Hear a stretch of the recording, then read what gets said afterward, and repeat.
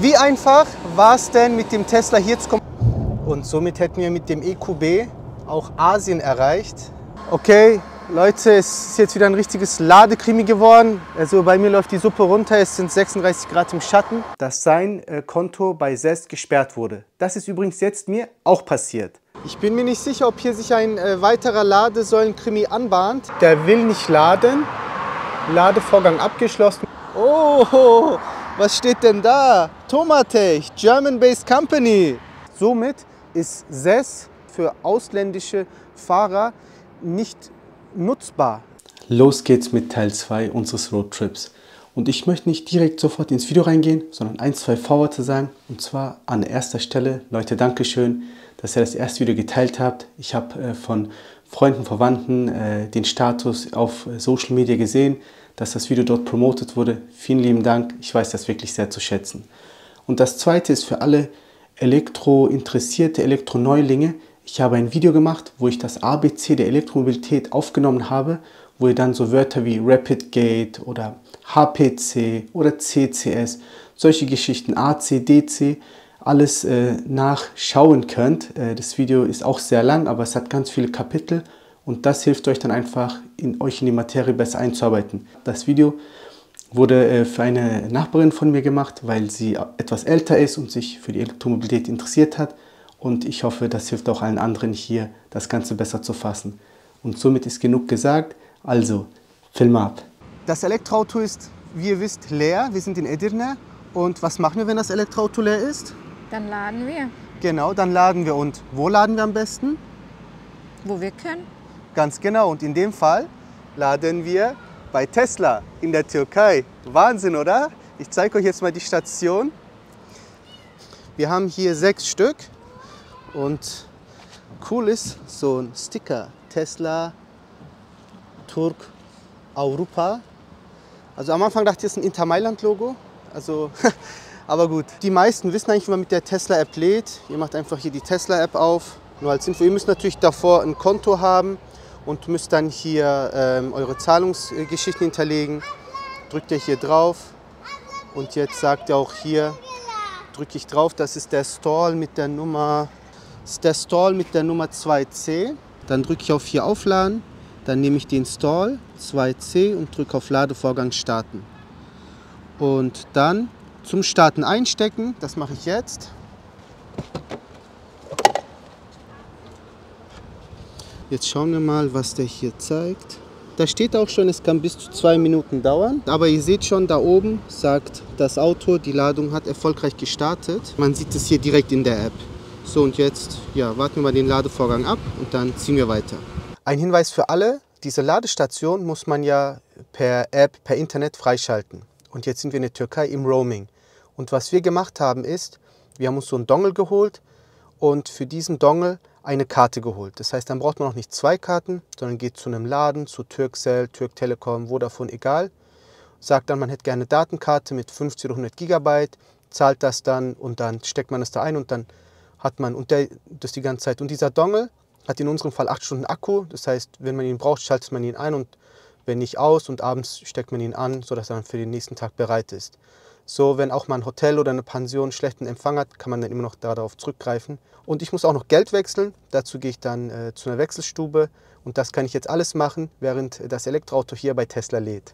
Ich habe es geschafft, einen Interviewpartner hier von dem Tesla Model 3 Performance. Nee, das ist ein Model Y Performance. Model Y Performance, sorry. Ganz genau. Genau, und ich frage ihn jetzt, also, Taner, wie einfach war es denn mit dem Tesla hier zu kommen oder wie schwer? Es war erstaunlich einfach eigentlich. Also ich bin auch das erste Mal jetzt dieses Jahr hier gekommen mit dem Tesla. Ja. Und mit Tesla, die ganze Route war komplett simpel. Bis hier, bis nach Edirne hast du komplett überall Supercharger. Und in Serbien und Bulgarien sind die sogar kostenlos für uns Tesla-Fahrer. Leute, kostenlos. Nur für euch zur Info, der Taner möchte seine Privatsphäre geschützt haben, aber er wollte nichtsdestotrotz mich unterstützen als Interviewpartner. Deshalb seht ihr ihn hier nicht. Als Frage, wie viele Stopps habt ihr so gemacht? Oder wie seid ihr gefahren? Seid ihr übernachtet? Nee, wir sind nicht übernachtet. 7, 8 Stopps haben wir gemacht. Jetzt sagt er wieder bei mir, nach 7 Minuten weiterfahren. Aha. Meine nächste Station wäre dann Plovdiv. Plovdiv. Und danach würde ich weiterfahren nach Serbien, bei Bosporus Hotel. Kenne ich, ja. Ja, das wäre Aksinac. Ganz genau, Aksinac oder keine Ahnung, aber in Nisch ist das da. Genau, cool. Und dann, ihr fahrt jetzt komplett durch bis nach Deutschland? Ja. Okay, und wann seid ihr? Wie gesagt, wir sind 2 Personen, 2 Fahrer. Ihr wechselt euch dann ab? Ganz genau. Und dann schlaft ihr auch? Ja, nachts eine Person Also ich meine, einer schläft, einer fährt? Ganz genau. Okay, cool. Also so geht's auch. Wir haben definitiv. Ich habe jetzt hier 5000, wie viel? 5800 Kilometer gemacht in Türkei. Wow. Auch problemlos. Wahnsinn. Man muss zwar so viele Apps runterladen, von OnCharge, SES und eCharge, genau. aber das läuft alles 100%ig. Also das steht uns noch bevor, das weiß der Taner nicht, wir sind ja erst angekommen. Ja. Ich habe aber die ganzen Apps runtergeladen, danke für den Hinweis. Hast du die auch angemeldet? Ich habe angemeldet, Zahlungsmodalitäten auch hinterlegt. Super. Genau. Meistens wollen die hier türkische Kreditkarte. Ich weiß nicht, ob das jetzt bei dir schon alles aktiv ist. Also ich habe hast du jetzt mit deiner deutschen Kreditkarte? Ich habe jetzt mit einer deutschen mal gemacht, mit der Barclays. Und ich versuche es mal. Bis jetzt hat die App nicht, keinen Fehler gegeben. Und dann probiere ich mal. Wenn nicht, kann ich die Kreditkarte von meinem Papa nehmen. Ja, weil das ist vorteilhaft, wenn du mit einer türkischen. Ich habe hier extra ein türkische Dings gemacht, Konto angelegt. Ja. Über die ING und das lief problemlos. Wow, das ist auch ein guter Tipp. Das heißt, du bist ING-Nutzer in Deutschland? Ja, und hier in der Türkei jetzt Und hier in der Türkei. Und ging es dann einfach, so ein Konto zu machen? Ja, wenn du einen türkischen Ausweis hast, dann ist das kein Problem. Dann alles über die App oder E-Mail? Alles über die App. Wow, Leute, also wenn das jetzt nicht noch ein Reisegeheimtipp war, Wahnsinn. Dankeschön für diesen Lifehack.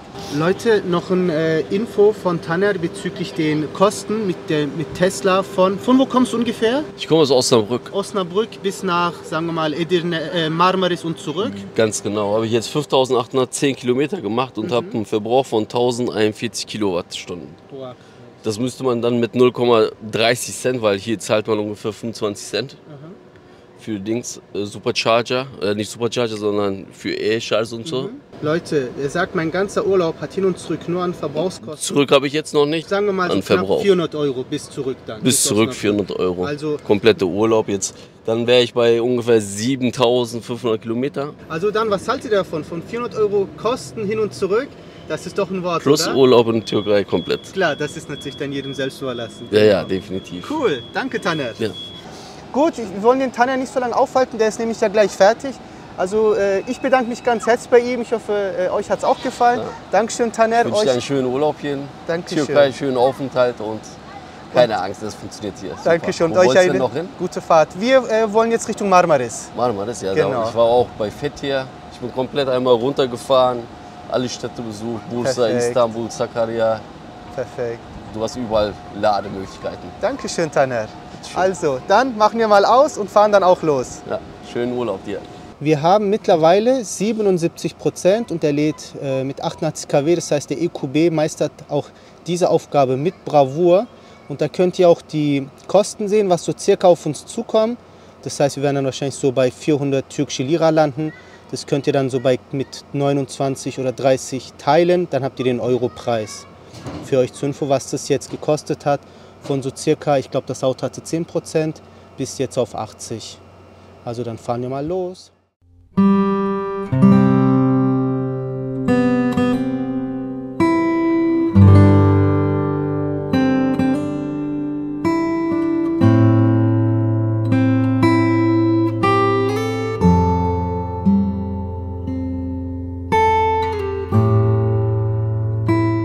Auf unserer Reise durch die Türkei möchten wir euch ein wenig die Elektromobilität näher bringen. Wir kommen jetzt in einem Kilometer an eine Autobahntankstelle und dort kann man laden. Der Ladeanbieter diesmal ist eCharge und wie das Ganze funktioniert und was man da machen muss, das zeigen wir euch gleich. Für euch spannend, einfach um den Verbrauch zu wissen. Wir sind jetzt 190 Kilometer gefahren und haben einen Durchschnittsverbrauch von 17,7. Das ist soweit so gut, nur dass ihr das mal mitbekommen habt. Und jetzt fahren wir hier raus und schauen uns jetzt mal an, wo die Ladesäulen dort sind. Dort ist die Ladesäule von eCharge. Dankeschön, Liebling. Und dort fahren wir jetzt hin. Ich bin mir sicher, wir fahren falsch rum rein, aber ich glaube, das ist jetzt okay. Und so sieht das Ganze aus. Und ja, jetzt würde ich sagen, klemmen wir mal an. Erinnert mich sehr stark an die BMW-Ladesäule von gestern. Die Düsenjet-Ladesäule. Mal sehen, ob die auch gleich ready to take off macht. Ihr braucht jetzt dafür die eCharge-App. Da gehen wir rein. Und ganz wichtig, ihr müsst vorher schon ein Konto anlegen und ihr müsst eure Kreditkarte dort hinterlegen. Dann sehen wir schon, bei welcher Ladesäule wir hier sind. Da drücken wir drauf und dann nehmen wir, ihr seht auch den Preis hier. Jetzt nehmen wir einfach mal den B, weil der B ist hier. Ich hoffe mal, das ist richtig. So, jetzt sagt er, please plug the cable to your vehicle. Oh. Und wir können sehen, dass er dann sagt, dass er die Verbindung, jetzt machen wir Start Charging. So, Communication with the station. Das hört sich schon mal gut an. Parallel halte ich mal so. Wenn sich da was tut, sehr gut. Jetzt packe ich das mal zur Seite. Also das ist tatsächlich die gleiche Station wie gestern. Und wir können sehen, wir haben ein State of Charge von 39%. Und man kann es schon hören, das ist die Station, die jetzt so anfängt, Vollgas zu geben. Wir gehen mal hier in die Details, bei Detailer. So, und wir sehen, er gibt jetzt Vollgas, 14 kW, das ist schon nicht schlecht. So, jetzt zündet er den Afterburner. Okay, das ist schon mal nicht schlecht. Es ist sehr windig, ich hoffe, ihr hört das nicht. Wir sind bei 51, 74, 75. Ich glaube, der wird auch nicht viel mehr hochgehen, weil ich glaube, weil wir bei so einem hohen State of Charge angeschlossen haben, haben die Daimler-Ingenieure gesagt, okay, der braucht dann gar nicht die 100 kW. Ich habe die Vermutung, dass wenn man so unter 19, 20 State of Charge ist, dass der dann die 100 dann zieht. Wahrscheinlich, das ist nur Vermutung, weil gestern war es genauso. Oder es liegt an der Ladesäule, aber ich denke, das hat was einfach mit der Einstellung des Akkus zu tun und dem Stand des State of Charge. Aber das reicht uns. Und ja, und das Ladeerlebnis ist hier wie folgt. Ja, sorry, ist hier sehr laut, ich gehe da mal weg. Dann haben wir dort so Toiletten und so weiter. Da ist auch ein Burger King übrigens, also nicht der goldene M. Dort könnte man sich was zu essen holen. Da ist auch noch was anderes, ich sehe das jetzt von hier nicht. Und hier ist halt ganz normal eine Tankstelle. Und das war's. Dann würde ich sagen, warten wir das mal ab, gehen vielleicht zum Burger King und geben uns mal hier was in die Futterluke. Ich habe eben gesehen, was Spannendes, der EQB ist jetzt fast fertig, ich glaube, der hat so 85%. Das ist meistens der Fall, dass das Elektroauto auf einen wartet, weil die Family ist noch am Futtern. Und ich gehe jetzt schon mal zurück und wollte das jetzt für euch hier aufnehmen. Aber was cool ist dort vorne, ich hoffe, man kann das sehen, das sind ganz viele Windräder. Und warum erzähle ich das? Weil einer der beliebtesten Ladeanbieter Deutschlands, NBW, baut nämlich, und das ist ein toller Fun-Fact, Windräder in der Türkei. Das bauen sie nicht alleine, sondern mit einem Joint Venture, und zwar mit Borusan. Und das Unternehmen heißt Borusan NBW, Enerji. Das ist das Coole, also auch der Name ist quasi mit dem Unternehmen enthalten. Also es ist jetzt nicht irgendwie so ABC GmbH oder so, wo sie dann irgendwie verdeckt Windräder bauen, sondern offensichtlich. Ich weiß jetzt nicht, ob diese Windräder von der NBW sind, also vom Borusan NBW. Daumen hoch für die Kolleginnen und Kollegen, die dort einen tollen Job machen. Und jetzt schauen wir mal kurz bei der Ladesäule, wie Stand der Dinge ist. Ihr seht schon, es ist voll laut. Der Startvorgang ist in vollem Gange. Die Ladesäule hebt wahrscheinlich jeden Augenblick ab. Und wir können jetzt hier sehr gut sehen, wir sind jetzt schon bei 90%. Also wäre ich mit meiner Familie jetzt hierher gekommen, dann wären wir erst wahrscheinlich bei 95, wahrscheinlich 100% hier angekommen und das Auto wäre schon längst voll. Und wir können auch hier schön sehen, dass er jetzt mit 44 kW lädt. Für alle, die sich gefragt haben, okay, mit wie viel lädt denn der EQB ab so 80–90%. Und wir haben jetzt geladen, knapp 36 Kilowattstunden. Und so sieht es aus. Das war's. Ich werde jetzt hier den Ladevorgang abbrechen und dann schauen wir mal, wohin die Reise noch geht.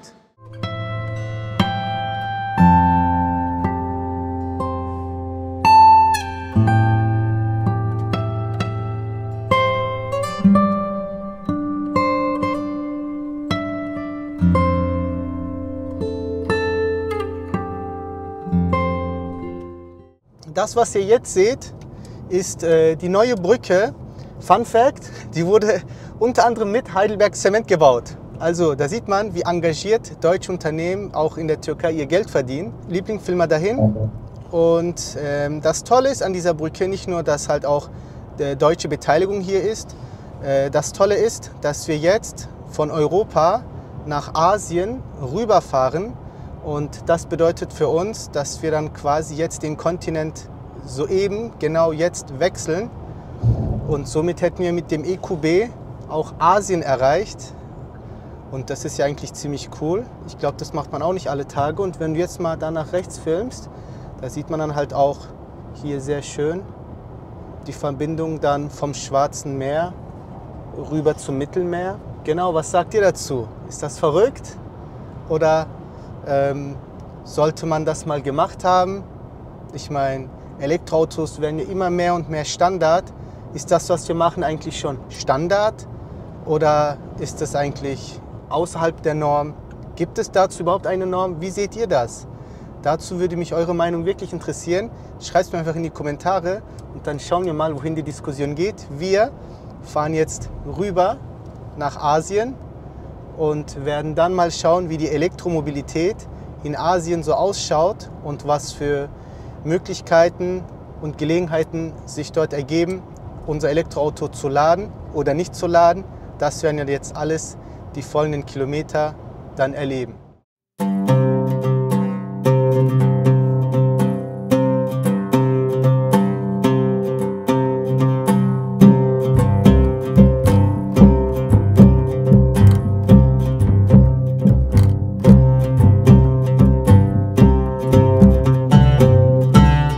Es ist irgendein Tag im Urlaub. Wir haben jegliches Raum- und Zeitgefühl verloren. Man könnte denken, wir sind in einem Paralleluniversum. Genau, in Urlaubsuniversum. Ja, genau, das passt sehr gut. Ihr seht schon dort hinten, der EQB, der macht sich jetzt bereit für die nächste Tour. Und zwar pushen wir den jetzt ein bisschen auf 90%. Und wir sind schon dazwischen schon die ganze Zeit rumgefahren, so hier, dort, Stadttrips und so weiter. Wohin fahren wir heute? Wir sind jetzt in Bandırma. Das ist so im Nordwesten der Türkei, kann man sagen, in der Nähe von Bursa. Und wir werden jetzt von Bandırma nach Muğla fahren, genau genommen nach Dalyan.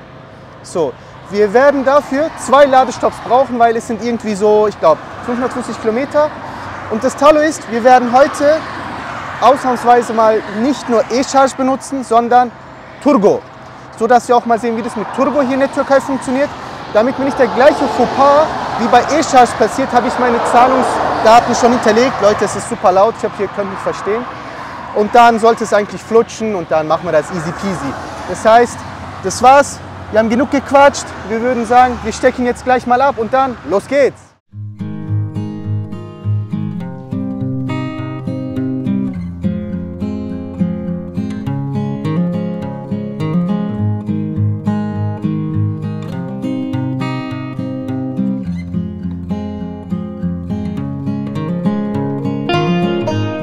Nach 245 Kilometern sind wir nun bei unserem ersten Ladestopp angekommen. Wir haben noch 14% Akku und man beachte bitte das kleine, aber feine Detail oben links. Jetzt sind wir an einer Turgo-Ladestation und diese werde ich jetzt mal aktivieren. Und meine Frau hilft mir dabei. Ich halte das Handy, aktiviere es und sie filmt das Ganze mal.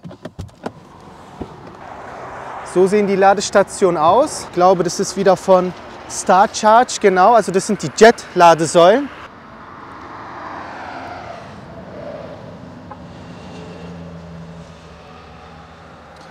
So, dann wählen wir mal einen dieser 4 Ladesäulen aus.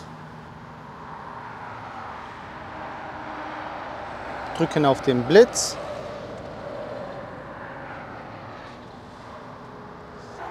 Und er sagt jetzt Enter Station Code. Wir nehmen mal hier CCS2. Jetzt sagt er mit dem Auto verbinden. So, das haben wir gemacht. Und jetzt scannen wir das hier ab. Und jetzt können wir hier unsere Payment Method, okay, eigentlich haben wir eins. Das ist jetzt spannend. Ich mache einfach mal Start. Okay, macht er nicht. Gut, ich mache jetzt mal hier mit der Kreditkarte. Er sagt jetzt, ich soll Einfach die Karte dran halten. Nee, er akzeptiert das nicht. Okay, Leute, es ist jetzt wieder ein richtiges Ladekrimi geworden. Also bei mir läuft die Suppe runter, es sind 36 Grad im Schatten. Also ihr hört schon hinten, die Jet-Ladesäule hat jetzt angefangen zu starten. Also ich habe es beim ersten Versuch mit meiner Barclays-Kreditkarte nicht hinbekommen. Manchmal nehmen auch die türkischen Läden so diese normalen Debitkarten, also die Sparkassenkarte oder Raiffeisenbank, so diese ganz normalen Karten. Das hat auch nicht funktioniert. Und das Spannende ist, dann kam meine Frau, dann sind wir nochmal den ganzen Prozess mit Kreditkarten hinterlegen, was ich eigentlich schon gestern Abend gemacht hatte, um genau in die Situation nicht zu kommen. Da haben wir es nochmal zusammen gemeinsam gemacht. Ihr wisst ja, 4 Augen sind besser als 2 Augen. Und dann haben wir es Gott sei Dank hinbekommen. Ich muss dann nochmal, was ich auch vorhin schon gemacht hatte, in der Barclays-App das Ganze bestätigen. Hatte ich aber vorhin schon gemacht, über 3D Secure. Aber wie gesagt, da hat das nicht angenommen, whatever. Wahrscheinlich ist er in der Zwischenzeit einfach mit der Verbindung vom Internet abgeschirmt sage ich, abgekackt. Und so ist es. Auf jeden Fall lädt das Ding jetzt, Jet-Ladesäulen, ultra laut von StarCharge. Habe geschaut, also es ist ein chinesischer Hersteller. Und gut, bei 36 Grad, da läuft halt ein bisschen Lüftung, aber auch in Bulgarien bei weniger Grad war es so laut, es macht irgendwie gar keinen Sinn. Ich finde das voll unangenehm. Stellt euch vor, sowas würde in der Nähe von einer Wohnsiedlung sein, das würde in Deutschland gar nicht laufen können. Also das ist der absolute Wahnsinn. Das muss man einfach selbst erlebt haben, ist echt verrückt. Auf jeden Fall, das Ladeerlebnis hier sieht wie folgt aus. Ihr seht jetzt hier so eine Tankstelle, dort ist auch so ein Kaffeeladen, Café Dünyas, also Kaffeewelt. Dort kann man sich jetzt einen Kaffee gönnen oder so ein Sandwich. Und das werden wir jetzt wahrscheinlich machen. Ja, und dann warten wir jetzt mal die halbe Stunde ab und dann fahren wir zur nächsten Ladesäule. Also ich muss sagen, Stand jetzt E-Charge, viel besseres Ladeerlebnis als jetzt mit Trugo. Ganz klar, also E-Charge, Daumen hoch, Trugo, die App, richtig mies. Wir werden den Ladevorgang jetzt einmal beenden. Und da seht ihr auch schon die Kosten. Für alle, die es interessiert, einfach durch 29 oder 30 teilen. So, wir haben 88%, jetzt fahren wir aber weiter.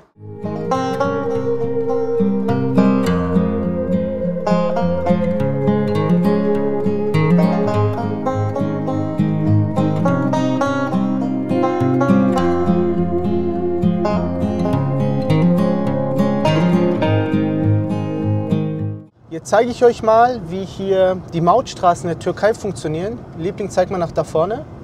Entweder habt ihr euch vorher für das HGS-System, das bedeutet Hızlı Geçim Sistemi, also schnelles Durchfahrtssystem, angemeldet, oder ihr geht zu HGS Nakit Card. Das bedeutet einfach, ihr könnt dann bar bezahlen.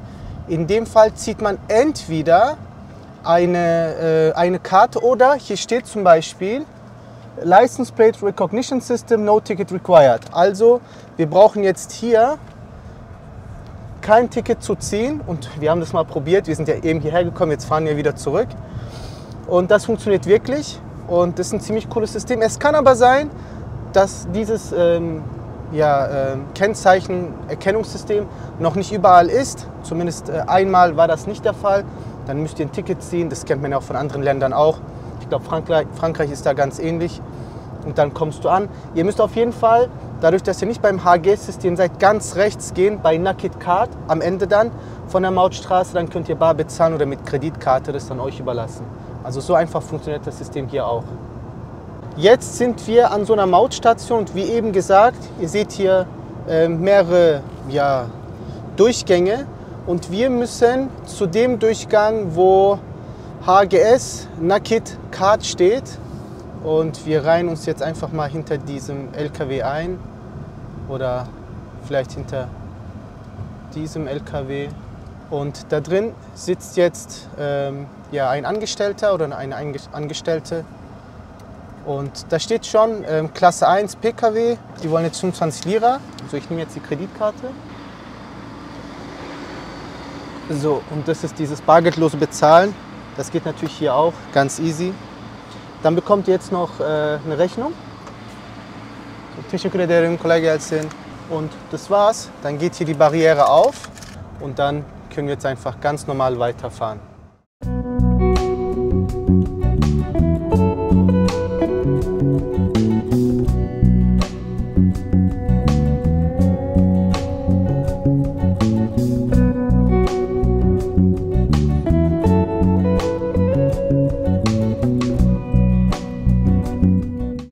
Fun Fact über Petrol Ofisi. Das ist einfach ein Unternehmen, welches viele Tankstellen betreibt hier in der Türkei. Wir hatten es ja davon, über das Engagement von NBW in der Türkei. Und das Lustige ist, Borusan NBW Enerji, die haben mit Petrol Ofisi eine Vereinbarung getroffen, dass sie an den Standorten, also bei den Tankstellen von Petrol Ofisi, Ladesäulen hinstellen dürfen. So, das bedeutet, ist jetzt nur so eine Vermutung von mir, ich kann auch komplett falsch liegen, dass vielleicht irgendwann wir mit der NBW Mobility Plus App dann in der Türkei laden können. Vielleicht auch nicht, wie gesagt, ich kann auch komplett falsch liegen, aber wäre es nicht cool, wenn man mit einer App zum Beispiel in Deutschland losfährt und bis in die Türkei dann mit einer Karte dann durchladen könnte, mit einem Tarif, ganz genau wüsste, bevor der Urlaub überhaupt angefangen hat, aufgrund seines Durchschnittsverbrauchs und den Kilometern, die man vorhat zu machen, wie viel Kosten, Cent genau auf einen zukommen. Das wäre doch genial, oder? Also ich finde es phänomenal und mal sehen, ob daraus was wird oder nicht. Aber ihr könnt mir gerne eure Ideen oder was ihr davon haltet in den Kommentaren schreiben. Ich freue mich drauf.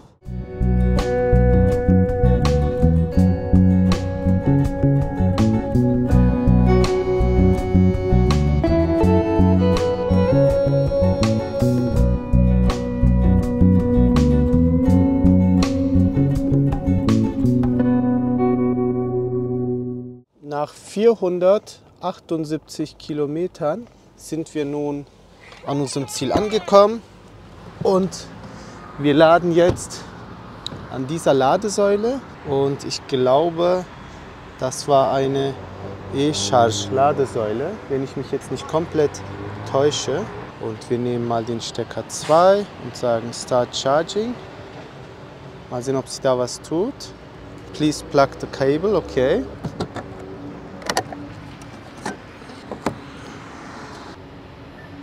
Connector is plugged in and ready. Okay, jetzt starten wir das mal. Also was wirklich doof ist, wenn es jetzt geklappt hat, das hat geklappt. Ich finde es sehr schade, dass hier nirgendwo, weder auf den Kabeln noch hier irgendwo irgendwelche Nummern sind, Codes, dass man weiß, okay, natürlich jetzt kann man sagen, hey, das kann ja nur Stecker 1, das kann ja nur Stecker 2 sein. Ne? Aber ja. Wir sind mit 22% angekommen. Es ist hier sehr laut. Für euch zur Info, wir sind hier bei so einer Schnellstraße. Da ist noch so eine Ladesäule. Das können wir uns mal kurz anschauen. Oh, was steht denn da? Tomatech, German-based Company. So. Müsste man mal, was ist das? Charging Vehicles, okay. Also da scheint es wohl, müsste ich mal die App runterladen, wieder was gelernt. Da gibt es die App und auch Karten, alles klar. Der Ladesäulenanbieter ist wahrscheinlich Charging Vehicles und der Säulenanbieter Tomatech.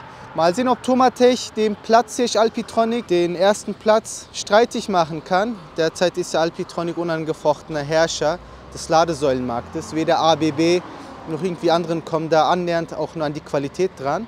Aber gut, was nicht ist, kann ja noch werden. Also wir laden hier nur ganz kurz, 15 Minuten, das sollte uns reichen, dann kommen wir bei unserem Ferienhaus an und dann that's it. Und dann machen wir uns ein paar schöne Tage. Ich bin mir nicht sicher, ob hier sich ein weiterer Ladesäulenkrimi anbahnt. Wie ihr sehen könnt, es sind dort nur 28 kW. Ich werde jetzt den Ladevorgang mit dem Stecker B beenden und mit Stecker A versuchen, in der Hoffnung, dass ich etwas mehr kW bekomme. Bleibt mal gespannt. Ich habe jetzt den Stecker 1 genommen und habe das jetzt schon starten lassen. Wie ihr sehen könnt, sind wir bei 24%.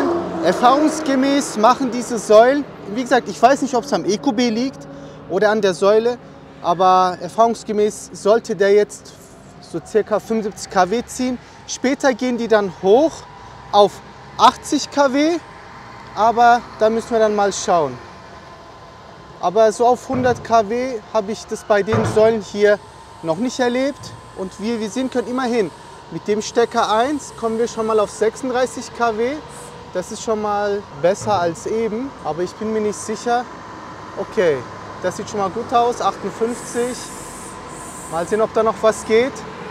Ob der jetzt bei den 58 stehen bleibt, 62, 73. Okay, jetzt wird spannend. Bleibt er bei den 73 oder geht der mal hoch auf 100? Und so wie es aussieht, bleibt er bei den 73, 74 kW. Ja, also gut, mit diesen Säulen von StarCharge. Ich müsste mal versuchen, einmal unter 20% State of Charge zu gehen, aber ich bin mir nicht ganz sicher, dass der EQB bei einer Alpitronic-Säule 300 kW, nur als Beispiel jetzt, seine 100 kW auch bei diesem State of Charge ziehen würde. Aber wenn ihr da andere Erfahrungen gemacht habt oder es irgendwie andere Informationen habt, lasst mich das gerne in den Kommentaren wissen.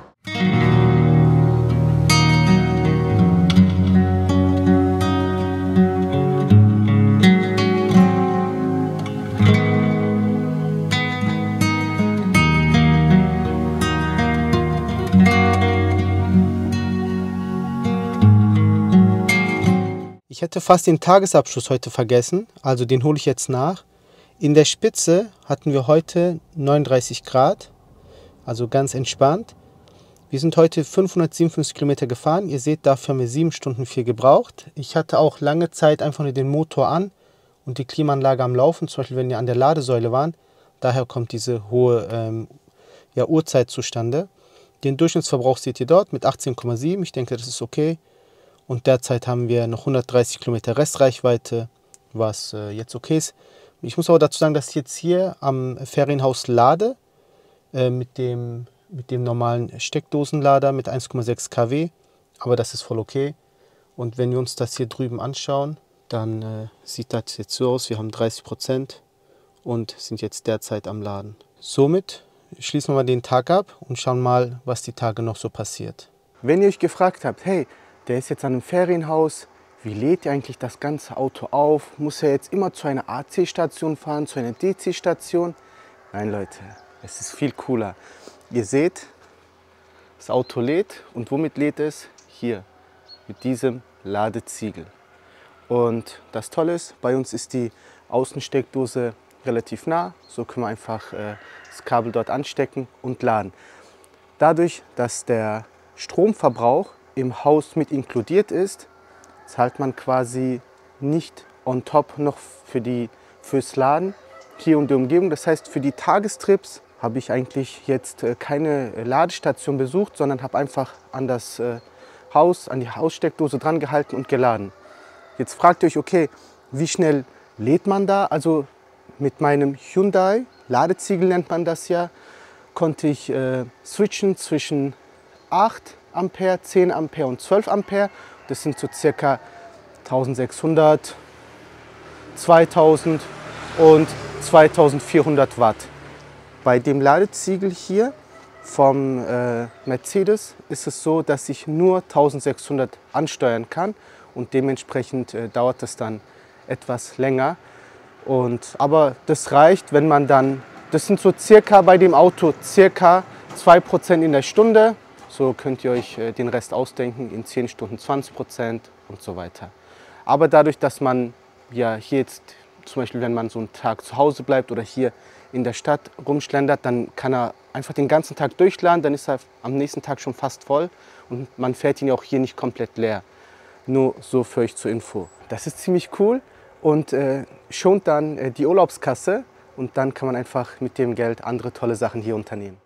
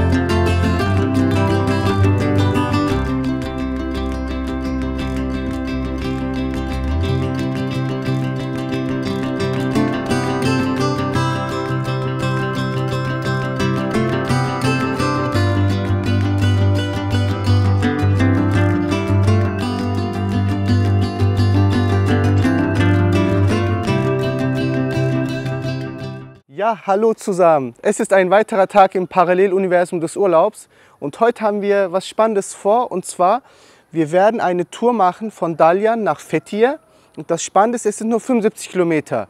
Dauert so 1,5 Stunden, wo wir genau hingehen wollen. Wir wollen nach Ölüdeniz und dort eine Paragliding-Tour machen und danach müssen wir 75 Kilometer zurück. Und nur die Fahrt allein dauert 3 Stunden wegen dem Verkehr und es ist sehr bergig. Und das Ding ist jetzt bei 77%, also nicht mal bei 100. So, weil hier in der Türkei brauche ich es ja nicht dauerhaft auf 100 lassen, wenn ich eh nur im Ferienhaus bin.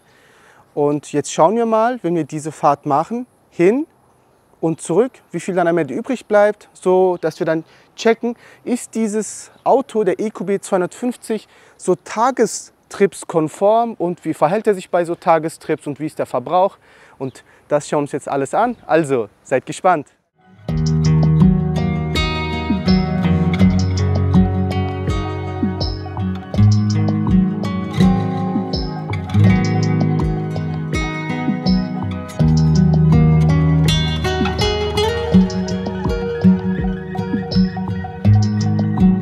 Wir sind jetzt 1,5 Stunden gefahren von Dalyan nach Fethiye Ölüdeniz und wir sind jetzt hier in so einem krassen Stau und ich nutze jetzt einfach mal die Zeit, um für euch die Daten hier aufzunehmen.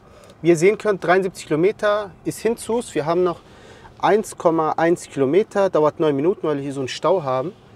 Und wir haben verbraucht 18,7 und das war wirklich sehr bergig. Ich habe hier meine 2 Cousins noch und ich habe gesagt, also es ist Türkei, zumindest diese Region ist sehr gut geeignet, mit dem Elektroauto zu fahren, weil man halt sehr viel Energie auch wieder zurückbekommt. Oder gerade wenn man den Gleiten-Modus benutzt, ihr seht hier unten D-Auto, dann kann man sich auch sehr viel Energie sparen.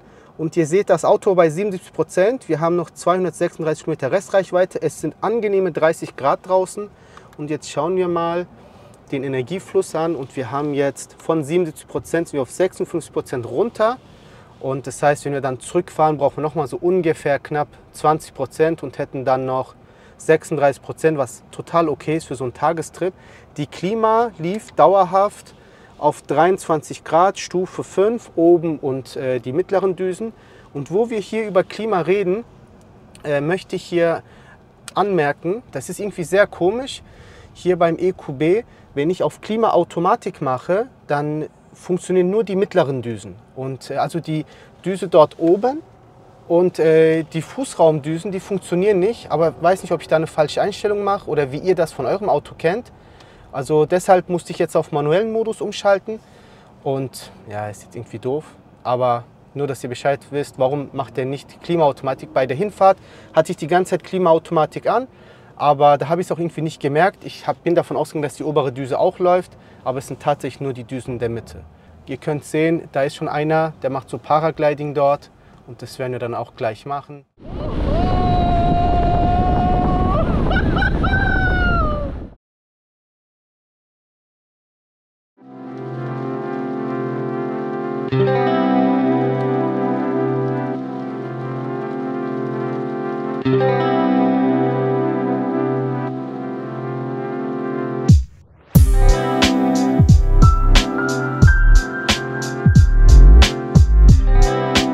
Kommen wir nun zum Abschlussbericht unseres Tagestrips. Wir sind 149 Kilometer gefahren und haben einen Durchschnittsverbrauch von 18,5. Es sind sonnige 31 Grad und wir haben noch eine Restreichweite von 134. Und der Akkustand ist derzeit bei 33%. Man muss dazu sagen, dass ich zweimal die Standklimatisierung genutzt habe. Und ich habe noch eine weitere Erkenntnis gehabt. Und zwar, wenn wir hier den Verbrauch anschauen, sehen wir, dass Heizen und Kühlen bei 10% ist. Wenn ihr die Videos vorher geschaut habt oder die Clips, dann wisst ihr, dass ich dort maximal so 2% hatte, sogar bei der Hinfahrt. Und das bedeutet Folgendes: Was habe ich heute anders gemacht? Heute habe ich anstatt Klimaautomatik hier, habe ich manuell hier eingestellt. Also natürlich immer auf Sync, also 23 Grad, oben und Mitte und meistens auf Stufe 4 oder 5. Jetzt weiß ich nicht, ob das daran hängt, dass ich das manuell gemacht habe oder ob es mit Auto dann anders ist. Aber dadurch, dass Auto nur die mittleren Düsen nutzt und das manchmal nicht reicht, wollte ich das heute so machen. Und jetzt ist halt die Frage, warum dieser hohe Verbrauch bei Heizen und Kühlen entstanden ist. Aber so ist es und das wollte ich auf jeden Fall mit euch teilen. Wir sind somit fertig und ich würde sagen, wir verabschieden uns jetzt mal in den Abend. Wir sind nun hier am Ferienhaus fertig. Das heißt, wir fahren jetzt weiter und zwar von Dalyan in die Region Uşak, genau genommen nach Banas. Und das Tolle ist für alle, die sich etwas mit dem Klima hier beschäftigen, wir haben hier in Dalyan eine sehr hohe Luftfeuchtigkeit. Das ist okay, damit rechnet man und soweit so gut. Hier sind es tagsüber 35 Grad, 36 Grad. In Uşak, dadurch, dass es topografisch sehr hoch gelegen ist, werden wir auch jetzt einen erhöhten Verbrauch haben, dorthin zu fahren. Ist es zwar auch sehr warm tagsüber, nachts aber geht es dann wieder runter so auf 18, 17, 16, 15 Grad zum Teil. Aber viel besser oder viel krasser ist, die Luftfeuchtigkeit dümpelt so bei 30% rum. Das heißt, es ist sehr heiß, aber auch sehr trocken. Das bedeutet, man merkt es eher nicht so, beziehungsweise man hat so dieses ja, wie wenn jemand einen den Föhn dran hält, wenn man mal irgendwo rausläuft. Diesen Effekt hat man eher nicht so in dieser Art und Weise. Das Tolle ist, nach Banas sind es 350 Kilometer. Das bedeutet, wir werden mit dem EQB 250 bis dahin durchfahren können. Wir kommen dann wahrscheinlich mit einem sehr niedrigen State of Charge an. Wir machen aber, dadurch, dass wir hier mit Kindern unterwegs sind, auf der Höhe von Denizli einen Stopp. Und dort gibt es eine Ladestation von SES, aber nicht DC, sondern nur AC. Das ist okay, wir würden so oder so durchkommen. Und da pumpen wir dann nochmal eine halbe Stunde AC, maximal eine Stunde AC. Ich glaube, so lange halten wir uns da nicht auf.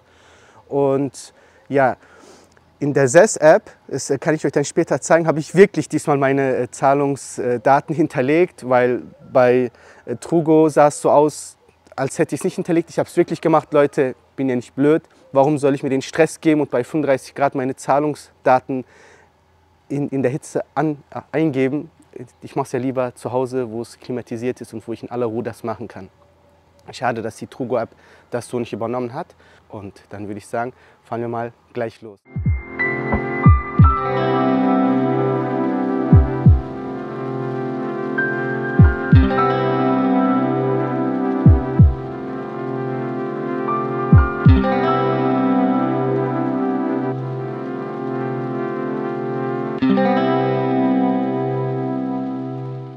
So, wir machen jetzt eine Frühstückspause. Und warum mache ich darüber ein Video? Es ist eigentlich gar nicht wert, wenn man zum Beispiel durch Deutschland fahren würde, weil dann wird man zum Beispiel bei Tank und Rast anhalten, wird sich dort ein belegtes Brot holen. Aber in der Türkei ist das etwas anders. Deshalb möchte ich alle, die vielleicht noch nicht in der Türkei waren, so einen kleinen Kulturaustausch hier machen. Und zwar, ihr seht hier die Schnellstraße und hinter mir ist, sagen wir mal, so ein türkisches Tank und Rast, einfach so ein privater Betrieb. Das Spannende ist, dass dort hinten sind einfach so lose Tische aufgestellt. Ich weiß, das kann man sich in Deutschland gar nicht vorstellen, dass irgendjemand lose Tische aufstellt. Und das Allertollste ist, dort kann man jetzt zum Beispiel so ein Frühstücksmenü bestellen. Dann kriegt man Eier, Butter, Marmelade, Nougat-Zeug, alles. Käse, Oliven, Tomaten, Gurken. Also wirklich so, wie man sich so ein kleines türkisches Frühstück vorstellt. Und ich möchte jetzt nicht die Privatsphäre der Menschen dort hinten weiter eindringen. Ich werde dann versuchen, hier, während ich rede, euch ein paar Bilder als Impression einzublenden, sodass ihr das besser fühlen könnt, dass ihr das besser greifen könnt.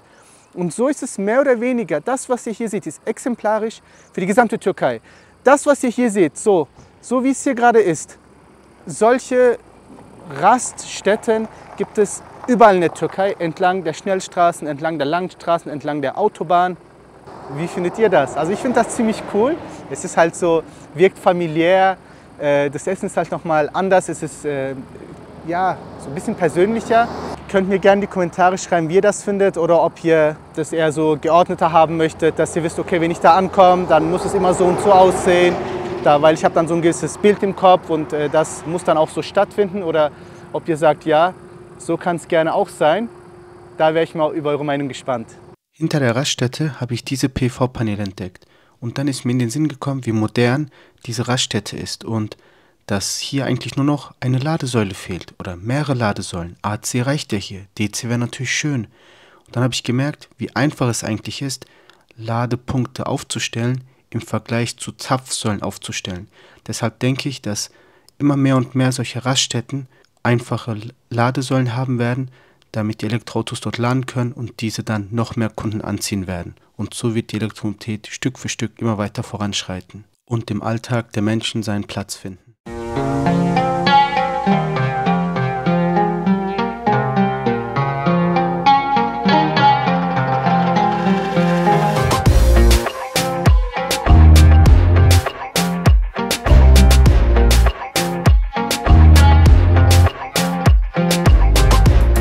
Wir sind jetzt auf dem Weg Richtung Uşak Banas und eigentlich müssen wir nicht laden, das habe ich euch ja eben erzählt, aber dadurch, dass wir so nah an Denizli vorbeifahren, dachten wir uns, hey, wir nutzen die Chance und bleiben hier ein bisschen.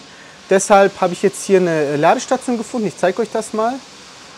Die kennt ihr ja von E-Charge und die würde ich sagen, starten wir einfach mal jetzt zusammen. Ich bin hier an dieser Station.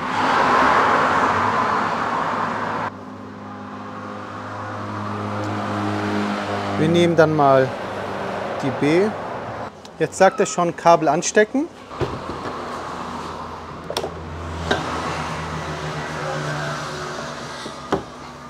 Und dann drücken wir auf Start Charging. An der Ladesäule können wir schon sehen, dass er das hier übernommen hat. Es hat auch geklickt und geklackt. Und ihr seht, wir haben noch ganz viel State of Charge. Und ja, wir lassen einfach nur kurz laden und gehen dann schlendern. Und ja, eigentlich wollten wir eine AC-Ladesäule uns organisieren, aber dort, wo wir jetzt schlendern wollten, haben wir keine gefunden. Deshalb laden wir jetzt hier kurz und dann laufen wir ein bisschen durch die Stadt. Jetzt ist was ganz Spannendes passiert und zwar, der will nicht laden. Ladevorgang abgeschlossen, bitte stecken Sie das Fahrzeug aus und geben Sie den Stecker zurück. Das Spannende ist, ich habe mittlerweile den B-Stecker rausgemacht und habe es mit dem A-Stecker versucht, weil der Fehler war auch beim B-Stecker. Das bedeutet, ich kann jetzt hier nicht laden. Stoppgrund, Fehler in der Kommunikationsfunktion des Leistungsmoduls. Okay. Gut, ich werde jetzt vielleicht noch ein, zwei Mal hier probieren und wenn es nicht geht, dann fahren wir einfach zu einer anderen Ladesäule. Hier gibt es ja genug. Wir sind jetzt an der nächsten Station von E-Charge. Das Gute ist, ein Kollege vor uns hat mit seinem Audi e-tron GT, türkisches Kennzeichen übrigens, das heißt der Kollege hat Cash, hier vor uns geladen. Das ist schon mal gut, das bedeutet, die Ladestation funktioniert und er fährt auch gerade weg. Das heißt, ich werde jetzt nochmal den Autorisierungsvorgang hier initiieren über die App. Ich zeige euch das, Moment. Und wir gehen dann hier drauf, wir nehmen den B-Lader, drücken hier drauf und jetzt sagt er, ich soll es einstecken. Ich habe die Klappe schon aufgemacht. Und ich gehe mal wieder in den Schatten und wir drücken dann auf Ladevorgang starten. Okay. Ist halt wichtig, ihr braucht für diesen ganzen Vorgang Internet. Ich mache es halt alles über mein Internet-Dongle. Und ich schaue gerade, ob die Ladestation schon was sagt. Es hat jetzt geklickt und geklackt. Dort sehen wir auch schon mal, ich drücke mal auf die Details. Er sagt State of Charge von 100. Nee, das ist jetzt nicht korrekt. Ich habe ja nur etwas um die 40–50%. Schauen wir mal, was er jetzt macht. Also die Ladesäule fährt hoch. Ich hab schon die Lüftung gehört und sieht so aus, als würde er jetzt laden. Genau, jetzt sehen wir auch die State of Charge von 45. Wunderbar. So, das Spannende ist, ihr könnt sehen, dass die Ladesäule hier mit 120 kW angezeigt wird. Aber ich habe es bis jetzt noch nie gesehen. Die gleiche Ladesäule war ja auch bei BMW in Bulgarien und auch hier in Bandırma oder jetzt auch hier in Denizli. Ich habe nie mehr als 75 kW bekommen. Das Lustige ist, haha, ich bin hier, weil die erste Ladesäule war bei so einem, wie kann man das sagen, bei so einem Mechaniker oder so, bei so einem Mechanikerhof. Und jetzt seht ihr es, ja, der EQB, kann man sagen, ist zu Hause. In dem Fall in der Türkei, in Denizli, trifft sich eigentlich voll gut. Ich wusste nicht, dass diese Ladestation hier Mercedes, also bei Mercedes auf dem Hof steht, aber es trifft sich einfach voll gut. Und es waren schon 2 Mitarbeiter da, die so sich das Auto angeschaut haben. Neben mir parkt auch übrigens ein EQC mit türkischem Kennzeichen. Und das heißt, ja, die wundern sich wahrscheinlich auch, hey krass, da ist jemand mit dem EQB aus Deutschland hergekommen. Traut sich ja in der Türkei noch nicht so viele mit der Elektromobilität. Hier ist ja Diesel und Benzin sehr weit verbreitet. Aber gut, Stück für Stück, ich habe ja auch erzählt, da war der Kollege mit dem Audi e-tron GT. Also es etabliert sich auch, vor allem weil ja auch TOC jetzt die Autos ausliefert. Das heißt, da findet jetzt auch so eine Transformation in den Köpfen der Menschen statt. Und man muss auch sagen, es ist ja deutlich günstiger, mit Strom in der Türkei zu fahren, als mit Benzin oder Diesel. Und übrigens in Deutschland gab es jetzt auch eine Preisreduktion bei den Ladesäulenanbietern. Das heißt, es ist jetzt noch erschwinglicher geworden, Elektroauto zu fahren. Naja, jeder wie er möchte, leben und leben lassen. So, liebe Zuschauer, ganz spannend. Ich habe hier einen Elektromobilisten in der Türkei erwischt, und zwar den EQC-Fahrer. Der ist hier zum Service gekommen, weil, ganz spannend, gestern Abend gab es einen Blackout, als er laden wollte, und jetzt weiß er nicht, ob es an der Ladesäule liegt, weil das Auto nicht mehr lädt, oder ob es vielleicht sein Onboard-Charger kaputt gegangen ist. Er heißt Ahmet. Merhaba Ahmet, nasılsın? Merhabalar, iyiyim, sen neysin? İyiyim, sağ ol. Jetzt frage ich den Ahmet, warum er sich für die Elektromobilität entschieden hat. Ahmet, sen neden elektrik arabaya seçtin? Elektrikli aracı işte Türkiye'ye yeni girdiği zamanlarda biraz inşaat sektöründeyim ben. Hem böyle biraz vizyon olsun, yaptığımız inşaatlarda altyapı kurmak, göstermek için müşterilerime. Hem de Türkiye'de ÖTV vergi açısından da biraz avantajlıydı. Aynı zamanda yakıt olarak da avantajlı olduğu için Türkiye'de elektrikli arabayı seçtim. O ÖTV avantajını biraz kısaca açıklar mısın? Şöyle, mesela bu arabanın dengi olan yakıtlı, fosil yakıtlı araç olarak bir GLC'yi gösterirsek, GLC'nin Türkiye'deki vergi dilimi, yanlış hatırlamıyorsam %110 civarında. Yanlışlık olabilir bu söylediğimde. Ya estağfurullah. Benim aracımdaysa %60 civarında olması lazım. O yüzden bir vergi avantajı var motor hacminden dolayı. Ne dezavantajı var diye sorarsan verginin yanında, motorlu taşıtlar vergisi olarak da Türkiye'de elektrikli araçlar beygir gücüne göre, yani kilovatına göre sınıflandığı için de oradan da aracın beygiri fazla olduğu için oradan biraz dezavantajı var. Anladım. Şimdi sen kaç seneden beri EQC sürüyorsun? 2021 yılında aldım aracı. Yaklaşık 2 yıl oldu. EQC kaç bin kilometre yaptın? Yaklaşık 18 bin kilometre yaptım. EQC ile en uzun sürdüğün böyle bir road trip, bir mesafe nereden neredeydi? İzmir Çeşme'ye gittim. O da yaklaşık Çeşme Altıkum'a gittim. Yaklaşık kaç kilometre olduğuna tam emin değilim ama yaklaşık 300'lerin üzerinde galiba. EQC'yi sen nasıl buluyorsun? Ya ve bir de böyle sorayım, neden EQC'yi seçtin? Çünkü başka, mesela Tesla'da var, Hyundai Kona da Türkiye'de var. Yani asıl durum, ben markadan ötürü Mercedes kullanıyorum genelde. O yüzden Mercedes'te de benim aldığım zaman da sadece EQC vardı. Şu an tabii bayağı ürün gamı genişledi, seçenek fazla. O yüzden EQC aldım. Özellikle servis de önemli benim için. Mesela Tesla Türkiye'de o yoktu ben aldığım yılda. Doğru. Tesla Türkiye'ye giriş yapmamıştı. Evet. Dediğin gibi Hyundai'de vardı Kona.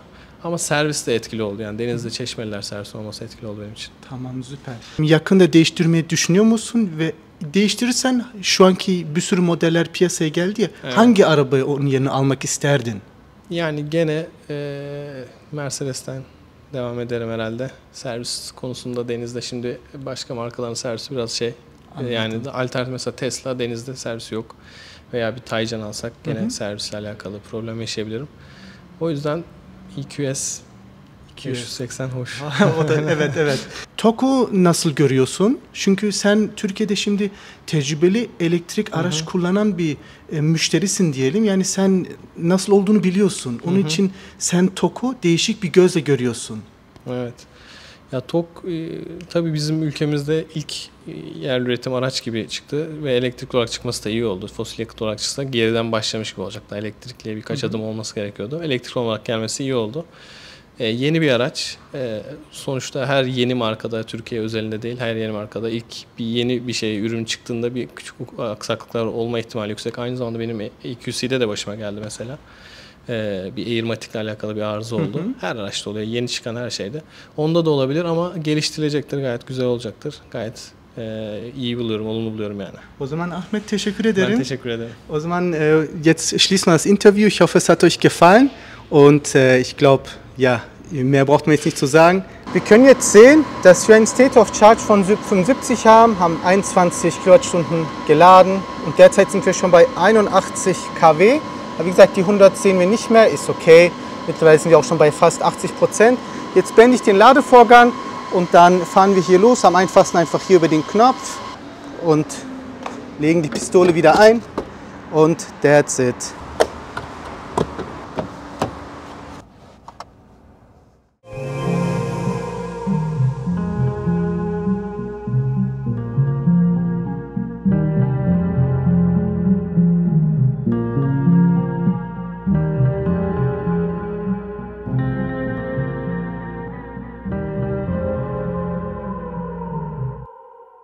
So Leute, wir sind in Banhas angekommen. Ihr seht, es ist jetzt schon wieder dunkel und es wird auch so langsam kalt. Also man merkt auf jeden Fall den Unterschied.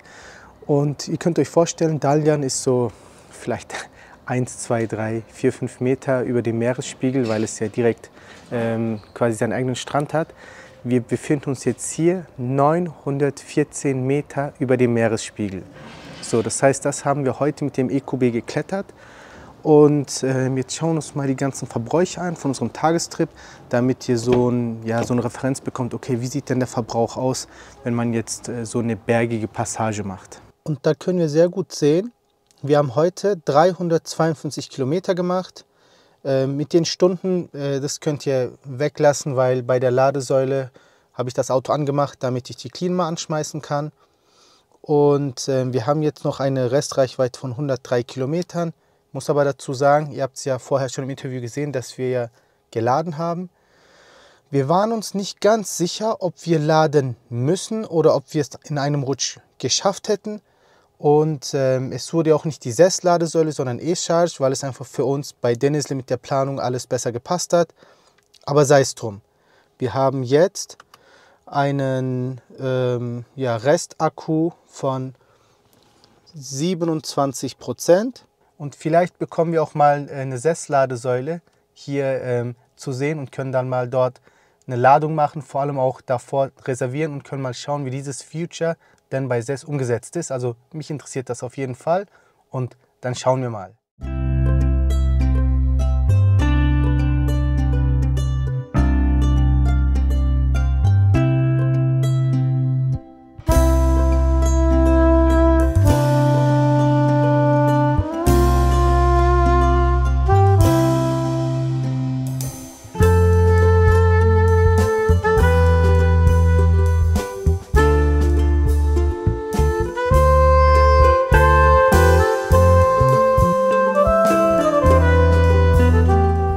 Okay, wir fahren jetzt gleich los zum nächsten Tagestrip und das Spannende ist, dort ist eine SES-Ladesäule und diese werden wir benutzen und ich möchte jetzt mit euch diese Reservierung dort durchführen. Da gehe ich in die SES-App. In der SES-App wählen wir jetzt die Ladestation aus, wo wir die Reservierung durchführen wollen. Ich nehme in dem Fall diese hier. Da können wir schon sehen, wenn wir hier drauf drücken, ist eine DC-Ladesäule, gehen wir auf Detailar. Jetzt haben wir hier einmal Charge Basschlat und einmal Reservation Yap. Wir können hier auch die Stärke sehen, 180 kW, wunderbar. Und wie weit das ist und wenn wir hier drauf drücken, sehen wir auch, was es kostet. Die Kilowattstunde 7,99 türkische Lira. Jetzt drücken wir auf Reservation Yap und ich weiß ungefähr, dass wir in 40 Minuten dort sind. Wir wählen erstmal den Stecker aus, dann bekommen wir hier nochmal den Preis angezeigt, dann nehmen wir hier bei Tarih Seç das Datum, wir möchten heute. Wir sagen ileri, das bedeutet weiter. Jetzt haben wir 13:04 Uhr. Ich denke mal, wir sind um 14 Uhr dort. Und er sagt auch, wie lange dauert der Ladevorgang. Ja, der dauert bei uns 30 Minuten, also 40 Minuten ist okay. Vielleicht mit den Kindern aufsammeln könnte das vielleicht noch zu früh sein. Wir geben mal eine Viertelstunde noch uns ein bisschen mehr Zeit, drücken dann auf ileri. Wie lange möchte ich das machen? Ich nehme hier 40 Minuten, sage ileri. Jetzt hat er das Ganze hier nochmal zusammengefasst und drücke dann hier auf Onayla, was bedeutet sowas wie Speichern. Und er sagt jetzt hier oben, Tebrikler, was sowas wie Glückwunsch bedeutet und hat man es hier nochmal so und das war's. Jetzt haben wir das Ganze reserviert, das hat jetzt auch, so wie ich das erkennen kann, nichts gekostet und hier können wir dann auf den roten Knopf unten drücken, wieder auf die Hauptseite wieder zurückkehren. Jetzt würde ich sagen, fahren wir mal los, fahren dorthin und laden mal an dieser SES-Ladesäule.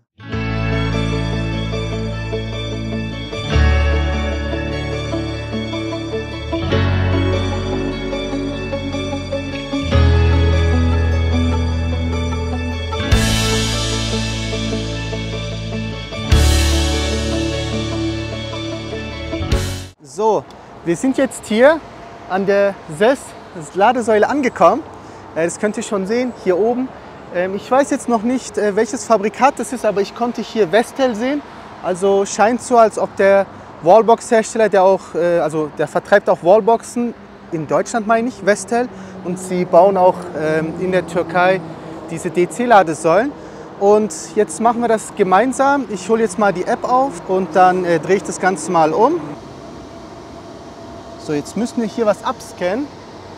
Und jetzt muss ich kurz schauen, wo man hier was abscannt. Ich glaube, hier am Bildschirm. Genau, und da ist so ein QR-Code. So, jetzt sehen wir schon, jetzt muss ich hier den Bedingungen zustimmen und kann dann sagen, Charge Başlat. So, jetzt soll ich das verbinden.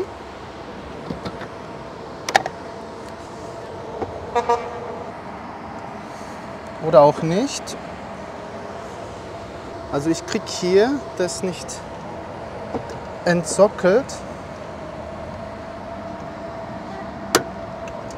Okay, nee. Ah, okay, wow.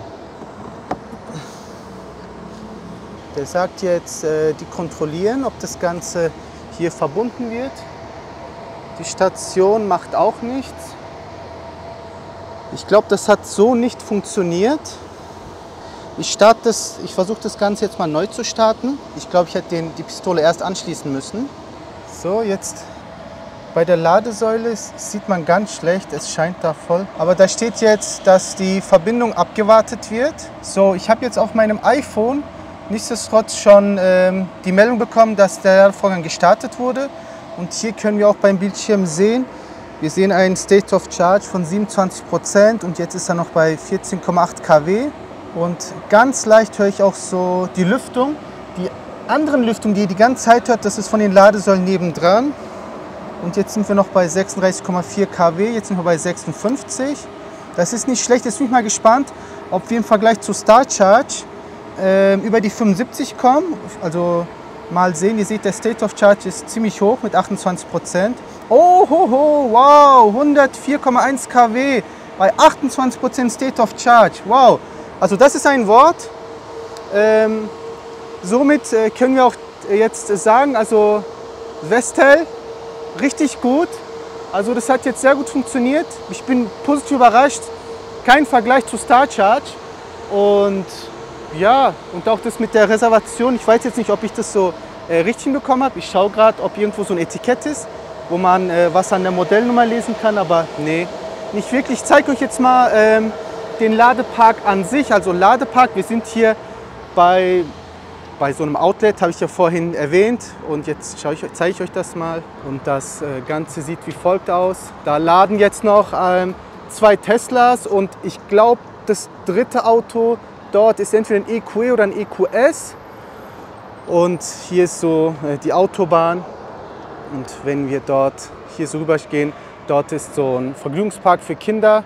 Und hier ist dann die Outlet-Stadt mit den allen gängigen Marken, die mehr oder weniger hier Leute, die in der Türkei mal waren, auch sind. Ich glaube, hier gibt es auch Deichmann, Adidas, Nike, also der ganz normale Zirkus.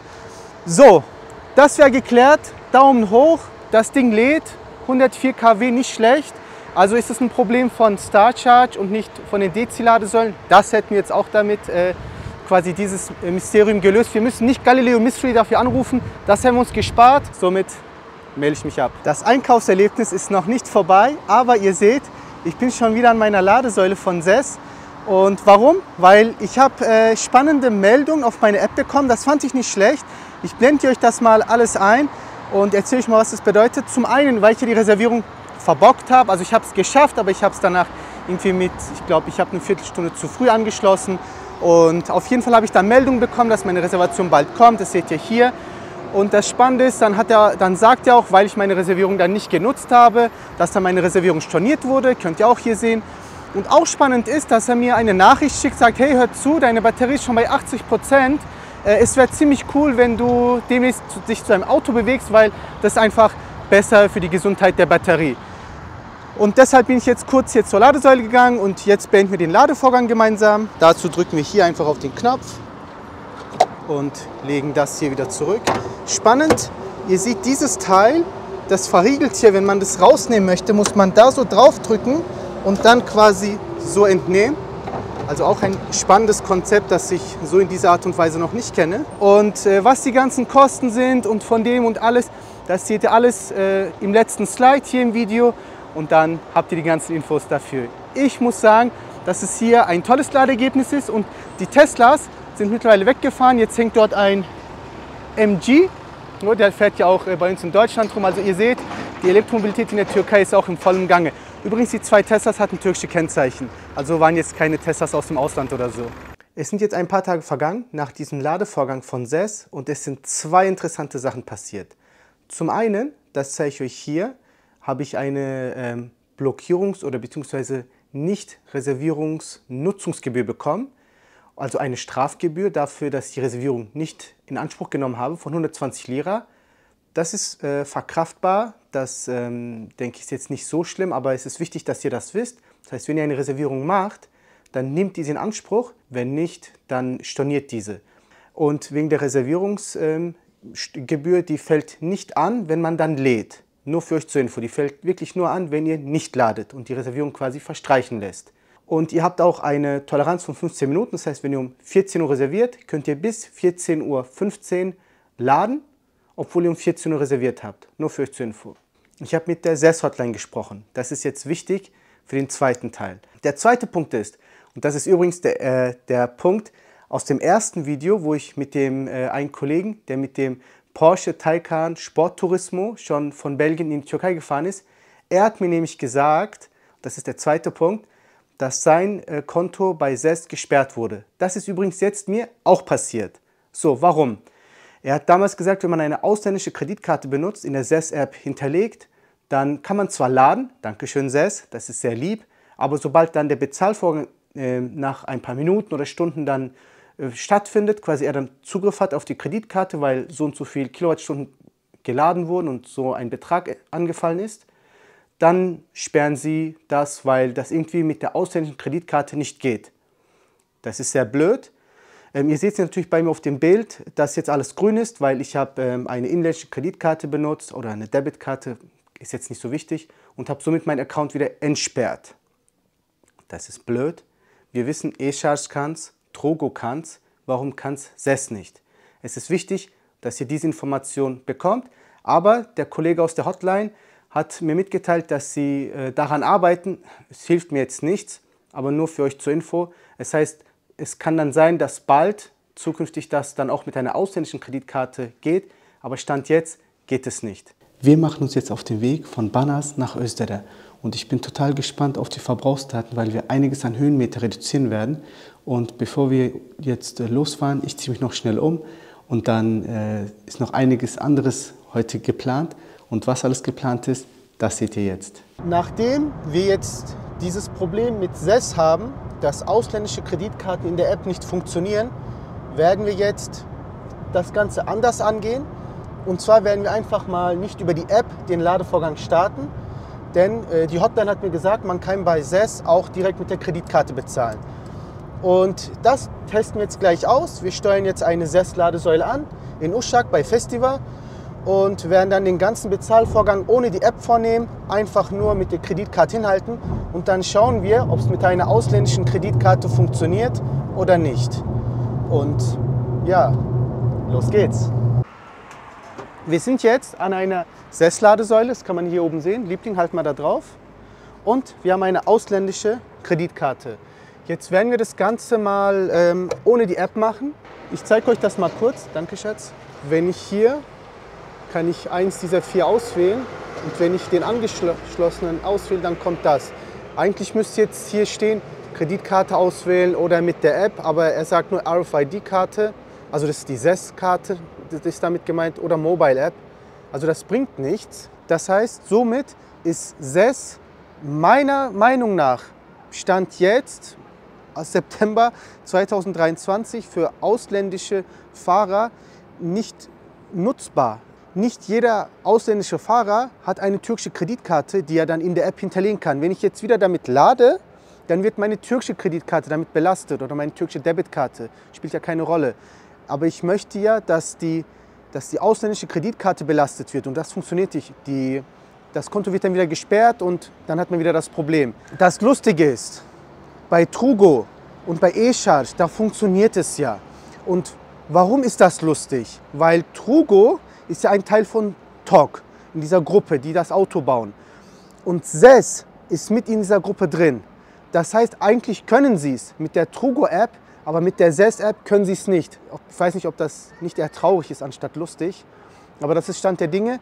Wir werden jetzt hier nicht laden und werden dann stattdessen wahrscheinlich woanders laden, weil mein Guthaben auf der türkischen Karte auch nicht so hoch ist. Und ja, dann schauen wir nach einer anderen Alternative.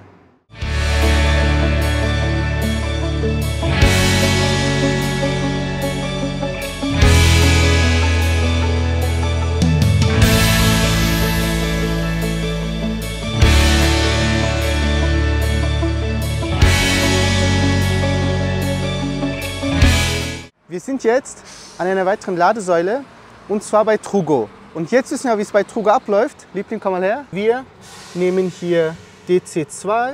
Jetzt sagt er, wir sollen das dort dran machen. Und spannenderweise hat es auch hier diesen Pin.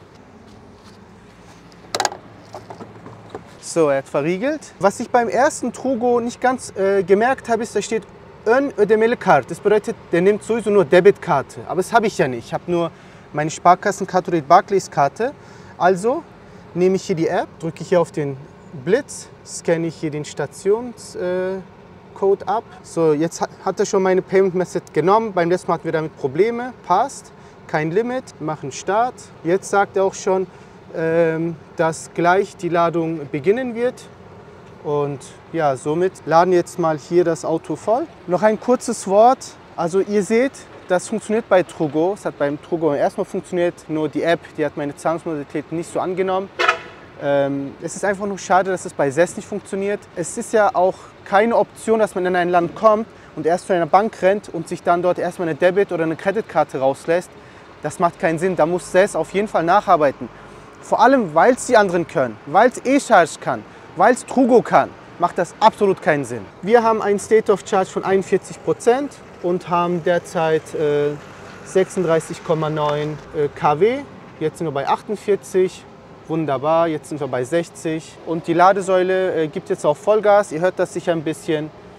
Und jetzt sind wir schon bei 87. Ich glaube, wir sehen vielleicht die 100. Und das zeigt uns dann, wenn wir es sehen oder auch nicht, 85. Mal sehen, ob es sich noch einen Ruck gibt. Nee, ich glaube, das war's. Hallo. Nee, macht er nicht. Die Ladesäule hier kann 180 kW. Wir bekommen jetzt nur 85. Ist okay. Wir warten es jetzt mal ab. Wir pumpen jetzt den State of Charge vielleicht sogar auf 90%, damit wir durchfahren können. Weil ich glaube, 80% wird nicht ganz reichen bis nach Özdere. Aber das checke ich dann mal gleich auch im Bordcomputer. Also das hatte ich wirklich noch nie. Und das ist genau das, wenn ich meine. Das Elektroauto wartet immer auf einen. Wir haben hier die Trugo-Ladesäule und jetzt zeige ich euch mal. Seht ihr das? 100%. Er sagt, wir sind hier fertig. So lange hat es gedauert, 41 Minuten und hat 42,6 Kilowattstunden reingeladen. That's it. Steht er, dann lädt er. Ganz einfach. Das Ladeerlebnis in der Türkei ist nochmal wirklich ein ganz anderes. Wir haben hier diese Station und wir haben hinter uns ein Restaurant. Und dort haben wir jetzt Toast gegessen, Suppe getrunken. Trinkt man Suppe oder isst man Suppe? Trinkt man's? Isst man's? Ich weiß es nicht, schreibt mir in die Kommentare. Auf jeden Fall gab es dort auch Suppe. Für alle, die es nicht wissen, Suppe zu konsumieren ist in der Türkei Nationalspeise. Es gibt so ganz viele verschiedene Suppen, Region zu Region. Wenn sich einer fragt, hey, wieso konsumiert der hier jetzt eine Suppe, das ist einfach in der Türkei gang und gäbe. Empfehle ich jedem von euch. Und das ist toll. Und das ist genau das, was ich auch meinte mit dieser anderen Raststätte, wo wir besucht haben, als wir nach Banas gefahren sind. Das wird immer mehr kommen. Da werden AC-Stationen hingestellt, da werden DC-Stationen hingestellt und das ist viel einfacher, als eine Diesel- oder Benzin-Zapfsäule hinzustellen. Und ja, so schreitet die Elektromobilität Stück für Stück immer voran und steht er, dann lädt er. Wir haben einen ganz interessanten Fall. Wir haben einen State of Charge von 100%. Liebling, halt mal da drauf, beziehungsweise 99%. Was ist daran interessant? Und zwar, Liebling, halt mal darüber. Da können wir nämlich sehen, dass unsere Reichweite 371 Kilometer zeigt und bei sehr sparsamer Fahrweise 469. Das ist spannend, obwohl mein Durchschnittsverbrauch derzeit seit Start 14,1 Kilowattstunden ist. Könnt ihr dort unten sehen. Und was bedeutet das? Die Begründung ist folgende, bin da aber nicht ganz sicher. Das Auto ist ja sehr schwer beladen und ich glaube, das Auto merkt das. So ähnlich ist es übrigens auch bei meinem E-Bike. Wenn ich einen Anhänger drauf mache, dann reduziert sich dort auch die Anzeige der Reichweite dramatisch. Wenn ihr auch ein E-Bike habt, versucht das mal aus. Und ich denke, das Auto hier merkt auch, dass wir schwerer sind, weil es wurden ja Sachen eingekauft, es werden Geschenke nach Deutschland gebracht für Großeltern, Eltern, Freunde, Verwandte. Und deshalb, das Auto sagt, hey, du bist so schwer beladen, du schaffst nur 370 Kilometer, ne, wir runden jetzt mal auf. Aber würdest du dich komplett entleeren, dann würdest du immer noch deine 470 Kilometer machen. Das ist ein interessanter Fakt und das finde ich cool, dass das Auto hier einem das anzeigt. Somit ist es auch ein Stück weit ein smartes Auto.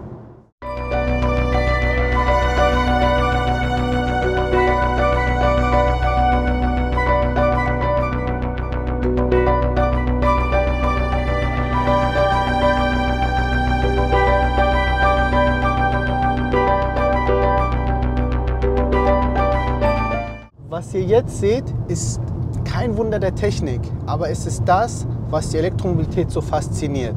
Und zwar, ihr wisst, wir sind fast an unserem Ziel. Wir sind von Banners losgefahren, über 900 Meter Höhenmeter. So, und wir sind jetzt fast bei 10 Höhenmeter. So, da ist links von mir das Meer. Wir haben jetzt, Liebling, komm mal her, nach 320 Kilometer einen wahnsinnigen Durchschnittsverbrauch von 16,8 Kilowattstunden auf 100 Kilometer. Das ist einfach nur phänomenal. Das Allertollste war, nachdem wir immer näher zum Meer kamen und natürlich die Höhenmeter immer niedriger wurden, hat man auch gesehen, wie sich die Reichweite erhöht hat. Am Anfang war zum Beispiel unser Zielort 300 Kilometer weit weg und unsere Reichweite war 400 Kilometer.